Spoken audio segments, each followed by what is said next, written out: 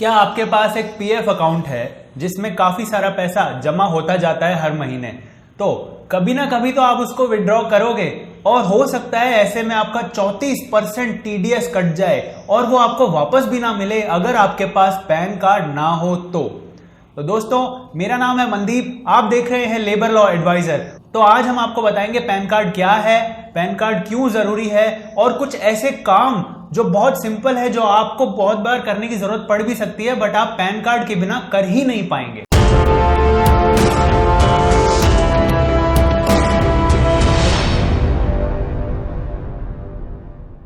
तो income tax के section 139A के अंडर ये लिखा है साफ साफ कि पैन कार्ड उन सभी लोगों को बनवाना जरूरी है जिनकी इनकम या तो 2.5 लाख से ज्यादा है या वो 5 लाख से ज्यादा का बिजनेस कर रहे हैं, मतलब उनके बिजनेस में 5 लाख से ज्यादा का ग्रॉस टर्नओवर होता है। और उन्हें भी जरूरत होती है जिनकी इनकम 2.5 लाख से कम है पर वो कुछ ऐसे काम, ऐसे कुछ ट्रांजैक्शन करना चाहते हैं जिसके लिए पैन कार्ड की जरूरत है। वो हम आपको वीडियो के एंड वाले पार्ट में बताएंगे, तो आप पूरे वीडियो में बने रहिए क्योंकि सबसे इंपॉर्टेंट पार्ट लास्ट में ही आने वाला है और जिसमें मैं बताऊंगा आपको कुछ ऐसे काम जिसमें पैन कार्ड बहुत जरूरी है, उसके बिना वो काम नहीं हो सकते। पैन का मतलब होता है परमानेंट अकाउंट नंबर और ये 10 कैरेक्टर्स का एक अल्फा न्यूमेरिक नंबर होता है जिसमें अल्फाबेट्स और कुछ कुछ नंबर्स होते हैं। तो इसमें पहले 3 जो कैरेक्टर्स होते हैं वो हमेशा अल्फाबेट्स होते हैं। जो इसमें चौथा कैरेक्टर होता है ये बहुत इंपॉर्टेंट है।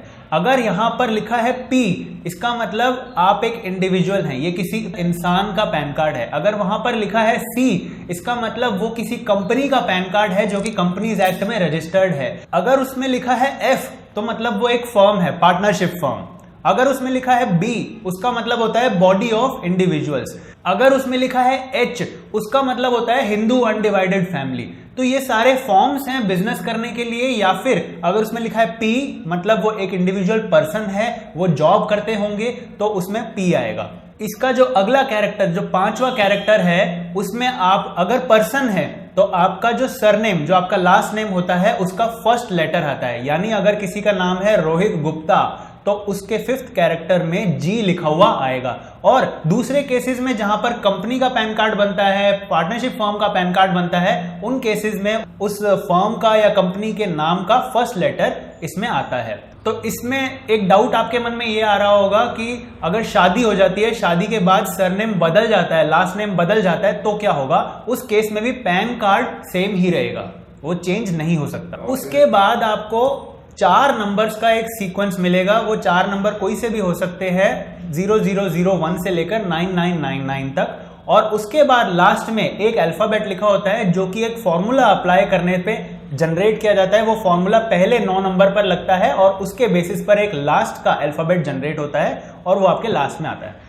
तो इससे आप पता लगा सकते हैं, अगर आप किसी कंपनी का पैन कार्ड देख रहे हैं तो वहां पर C लिखा होना चाहिए, किसी पर्सन का देख रहे हैं तो P लिखा होना चाहिए। तो ये छोटा सा एक आइडेंटिफिकेशन है जो आपको हेल्प कर सकता है असली और नकली पैन कार्ड को जानने में। पैन कार्ड बनता कैसे है? पैन कार्ड बनवाना बिल्कुल फ्री हो चुका है और आप खुद बड़ी आसानी से कर सकते हैं ऑनलाइन जाकर इस वेबसाइट पर। और ये वेबसाइट हम लिंक में भी दे देंगे, बस आपको सिंपल सा फॉर्म भरना है, अपनी सारी डिटेल्स भरनी है और पैन कार्ड आपके एड्रेस पर बन के पहुंच जाएगा। अब आते हैं बहुत इंपॉर्टेंट वीडियो के पार्ट पर जिसमें मैं आपको बता रहा हूं ऐसे कुछ काम जो आप बिना पैन के नहीं कर सकते। वो केस बताने से पहले सबसे इंपॉर्टेंट बात मैं आपको बता दूं, अगर आपका प्रोविडेंट फंड अकाउंट है और अगर आप उसका पैसा विड्रॉ करते हैं तो 34% टैक्स कटने की संभावना है अगर आपने पैन अपना बनाकर लिंक नहीं करा है पीएफ पोर्टल पर। सिर्फ पैन बनाने से काम नहीं चलेगा, उसको अपने पीएफ नंबर के साथ लिंक भी करना है, जिसका वीडियो हमने आई बटन में डाला है और डिस्क्रिप्शन में भी दिया है। आप वो वीडियो देखें और अपना पैन लिंक कर दें ताकि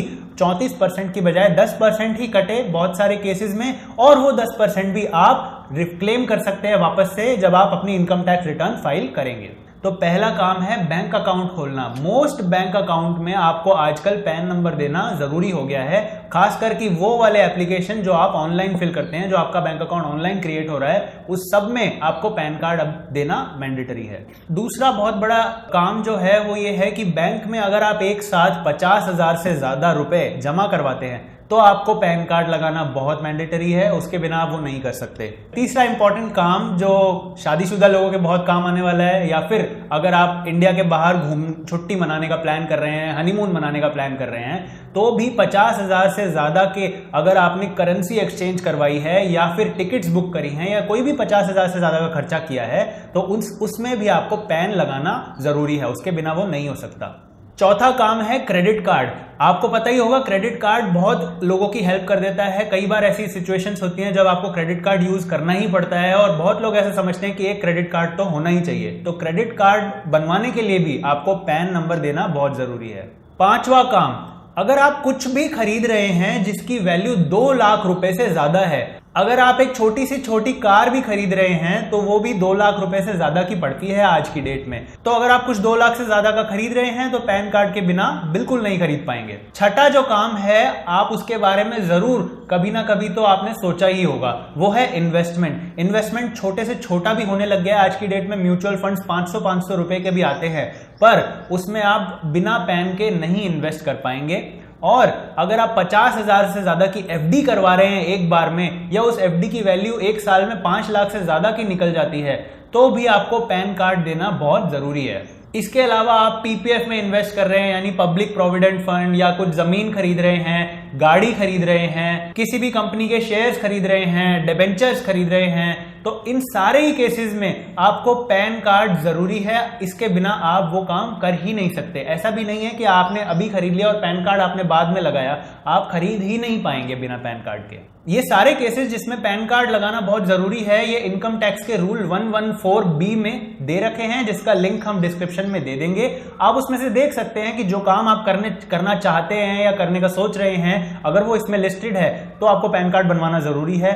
अदरवाइज भी मैं आपसे यही रेकमेंड करूंगा कि आप पैन कार्ड बनाएं। और दोस्तों, अगर आप इनकम टैक्स रिटर्न फाइल नहीं करते हैं तो आपका एक सिबिल स्कोर होता है जो आपको लोन लेने में मदद करता है। अगर आपका सिबिल स्कोर कम रहता है तो आप लोन लेने में आपको दिक्कत आ सकती है। तो आपको रेकमेंड तो मैं यही करूंगा कि आप पैन कार्ड बनवा लें, भले ही चाहे आप टैक्सेबल लिमिट में आते हैं या नहीं आते हैं, आप निल की रिटर्न फाइल कर सकते हैं हर साल, ताकि आपका स्कोर भी मेंटेन रहे और आप ये सारे काम भी कर पाएं। उम्मीद करते हैं आपको वीडियो पसंद आया होगा और हमें कमेंट्स में बताइए अगर आप चाहते हैं कि हम डिटेल में स्टेप बाय स्टेप प्रोसेस बनाएं कि कैसे पैन कार्ड के एप्लीकेशन फॉर्म फिल किया जाता है ऑनलाइन, ताकि वो देखकर आप अपना पैन कार्ड बना पाएं। तो आप हमें कमेंट्स में जरूर बताइए, हम उसका भी एक वीडियो प्लान करेंगे। Thank you.